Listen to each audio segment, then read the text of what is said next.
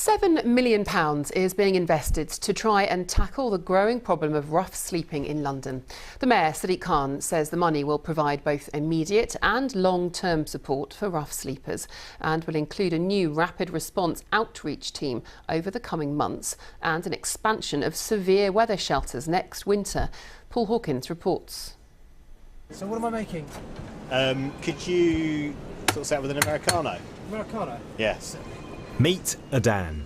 I ended up sleeping rough because I was married to a young lady in Denmark who, unfortunately, we lost a child together and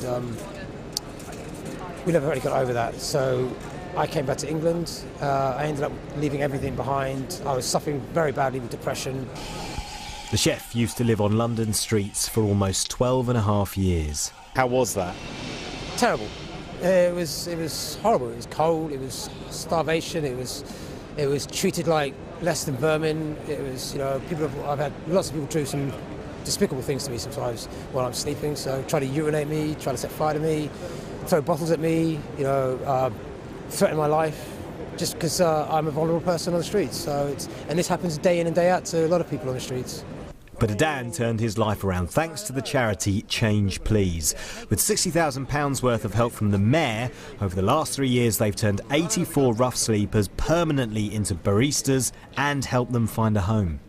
We offer housing within 10 days, so that's a really unique element of what we offer. So basically we're paying a living wage, so we underwrite the rent directly to landlords, and then landlords typically would give us a rent reduction. We pay the first month's rent, the deposit.